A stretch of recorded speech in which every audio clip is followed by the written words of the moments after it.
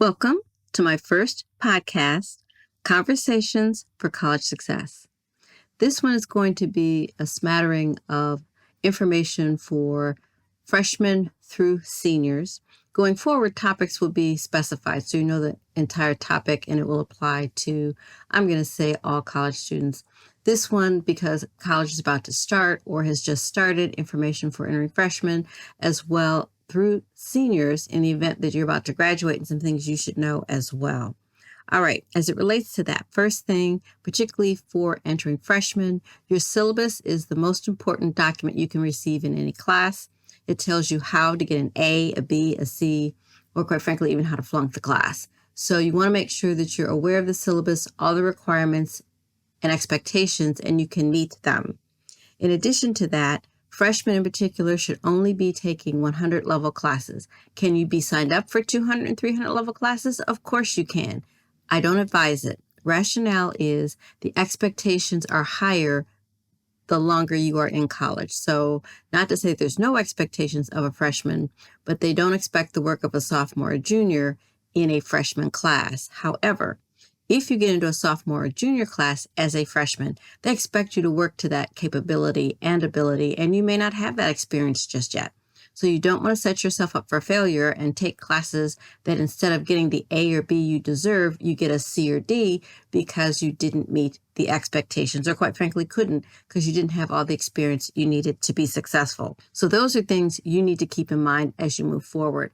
Other things that I have met and as I talk with students, everyone does not know how to study when they enter college. If you don't know, figure it out or find people who can help you do that. If you were fortunate enough to coast through high school, that's great. You're not going to coast through college. I even know of people who pretty much had a outstanding memory basis, but by the time they got junior and senior, the skills that they were using were no longer helping them to be successful. So you definitely want to make sure that over time you're picking up the skills and abilities to help you to be successful. As it relates to, I'm going to say juniors and seniors, and actually freshman and sophomore is important for you as well. If you have not already completed an internship, you need to complete at least one. More is always better, but at least one before you graduate, particularly in your field. A lot of students will work part-time, and I get that you have to work to go to school, but you need to take some time and work in your field, in your major. Before you graduate, you need to know whether or not you enjoy your major, can do your major. You don't want to come out and hate what you're doing.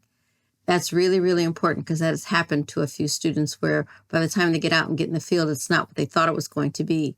That's where those experiences in the word internship and co-op are oftentimes used interchangeably, but they are two different things. A co-op is an alternating process where every other semester you are either in school or at your position at an organization, essentially with an employer. Internship, you can generally do a semester, and oftentimes students do it in the summer where you can work 40 hours with no problems. You cannot do, and I do not recommend doing a 40-hour work day or work week as well as trying to take full-time classes. So oftentimes that's what gets every student in trouble because unfortunately what ends up happening is although you start out with college and classes being the most important, all of a sudden, somehow that gets turned around and making money becomes more important than attending your classes. And you don't want to drop out of school or worse, get very bad grades because you can't do both. And I've seen that happen to a number of students where they're taking classes 2 and 3 times because they just weren't focused. And that just does not work to your benefit.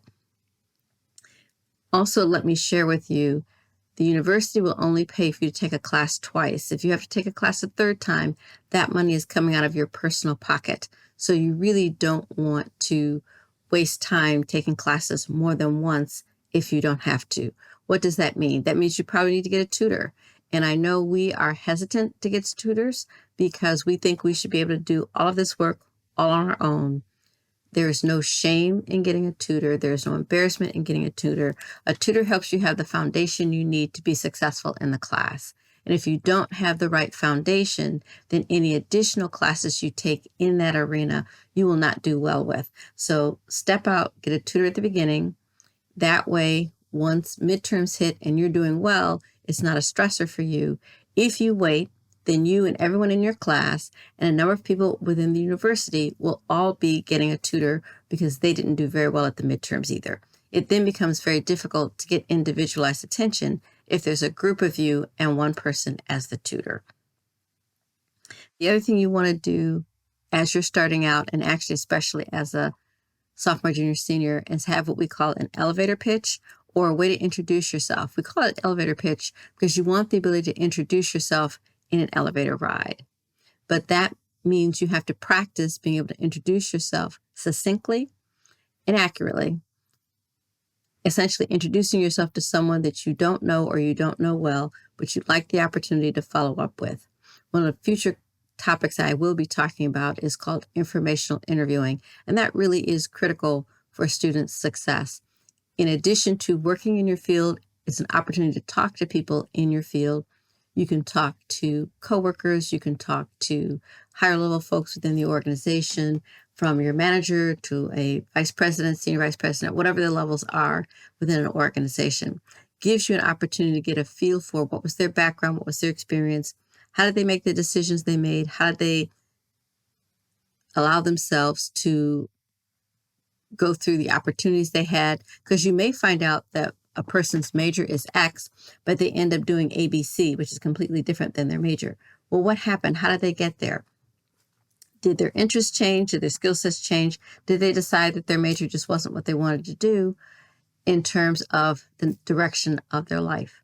The other reason I say that oftentimes, and now I'm moving a little bit ahead, you come out with your bachelor's degree. Some people immediately go back and get their master's degree because it's only one more year to get your master's. If you have not worked in your field, you really don't know if you're going to stay in that field or not.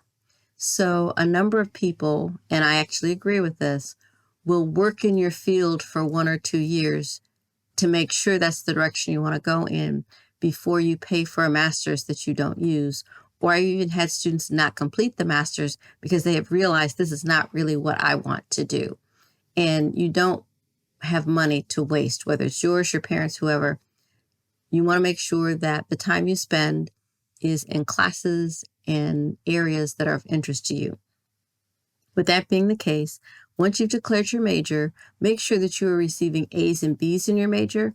There may be 1 or 2 classes that are difficult, but if every class is difficult, if every class is a struggle, you need to change your major. You need to come out with a major that you enjoy and your grades reflect that. If it's really, really, really difficult, that's probably not the direction you should go in. So you want to make sure that you, and when I say direction, that particular major. An example would be in engineering, they have an engineering degree, or you can be in engineering technology. Or even in the College of Business, you can either be an accountant, you can be a finance major, or you could be a marketing or an HR major. So knowing that you might be able to stay in your college, but the specific major that you have chosen may not be perfect for you is important for you to realize as early as possible. So in this point, freshmen, make sure that what you're choosing you want to stay with. What you'll find is there are majors that do not cross over. That means, for example, if you're in engineering, if you're in the College of Business, or if you're in health sciences, those majors have specific classes that do not cross over to other majors. And if you get too far down the line, yes, you can either graduate that degree or you essentially are starting over because a number of the classes that you have taken will not transfer to another college or another major. So those are things that you really need to be aware of and think about before you move forward. The other thing I'll suggest, which I think is really, really important, especially for freshmen, but also for sophomore, juniors, and seniors, if you have not done this yet, is make sure that you introduce yourself and spend some time with your professors. Yes, everyone is in the college course together, but after the college course, spend some time during their office hours. You really need to get a feel for how your professor operates, how they think, but you also want them to know that you're a serious student and you're looking to be successful. That's important to you for 2 reasons. One, you want to get a good grade. You want them to know that you're serious. And if you have questions, that you're willing to come to them and ask them to get a better understanding. The other piece, though, is moving forward, you're going to need references, or a letter of recommendation. And oftentimes, organizations will require at least one of them to be a professor. And so you want to have at least one professor, hopefully you have more than one, that you can rely on for that.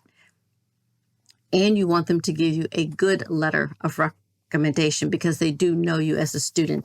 They know that you have communication skills, you're a hard worker, that you are dedicated, a whole host of skill sets that they can pick up on by interacting and working with you, versus a generic recommendation letter, which really doesn't say a whole lot and unfortunately will not reflect well for the employer that receives it. So all of these things are important to you for your success and moving forward. You have to make sure that you're also going to the Career Services Department. Every university has one. There are a career fair, hopefully at least once a year, but oftentimes they'll have one in the spring and one in the fall. One oftentimes is bigger than the other, but employers do come. You want to go to both because some employers only go to one career fair, and you want to have an idea, even as a freshman, who's there, what are they looking for, what are their expectations, and so that experience makes it easier for you the next time you go. If you haven't been as a sophomore, junior, and senior, you need to make sure that you go to at least 2. I say that because the very first one, you're probably going to be nervous, not necessarily as well prepared as you should be. By the time you go the second time, you're much more relaxed, much more prepared. Now, what does preparation mean? This is just a quick overview. I'll have more details later. You want to make sure you take a look at who all is attending, what employers are coming to your university. Do they have opportunities in your major available, whether they're a co-op, an internship, or full-time employment upon graduation? All of those things do matter. Earlier in the session, I mentioned that you would preferably more than one. One works, but why it's more than one, you want to get an opportunity to see what are the different cultures. So you want to actually, if you have the opportunity, work at 3 different organizations. See what their culture is, see how they treat their employees, see if it's an environment with which you feel comfortable and you would like to return. If you only work in one environment and then don't get into that organization, you have no idea what another environment is going to be like. So you want to give yourself as much experience as well as exposure as possible. So as you go through the interviewing process, you have a sense of what you're looking for and expect as it relates to an employer. Whenever we go to interviews, we tend to think it's one-sided where they hold all the cards. They don't. You're the person who gets to accept or decline.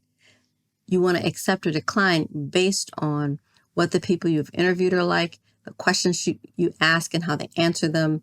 And it was interesting on one occasion, and thank goodness it was only one occasion, I had a student talk to me about an interview that they went to, and they thought they were treated terribly. My response to them was this: in an interview process, everyone is on their best behavior, the employer and you. So if you have a very bad feeling in your interview and that is their best behavior, things are only going to get worse going forward. The good news is I only had one student say that to me, but it was in many respects upsetting. It was upsetting for the student, upsetting for me that the interaction was not positive. They were not treating each other very well as colleagues, which meant they were not going to be treating that person very well as a new person entering the organization. So there are red flags and things that you should be aware of as you go through the interviewing process. So as you can see, there's a whole host of things as students you need to be aware of. The last one I'm going to mention is financial aid. And the point I'm going to make right now is make sure you read everything before you sign it. So whether it's your award letter or a payment plan or whatever it is, make sure you read everything on the document, including the fine print, or don't sign it until you do. As an adult, you're held legally responsible if you sign a document. So you want to make sure you understand what you're signing. Example, they want a payback plan. They want you to pay them $200 a month. You don't make $200 a month. You can't pay them $200 a month. You need to make sure that the amount that you are accepting to pay back to someone is something that you can reasonably pay back without it costing you problems in other areas of your finances. These are just a few things that will help college students to be successful. Until the next time, have a great evening and a great day. Bye-bye.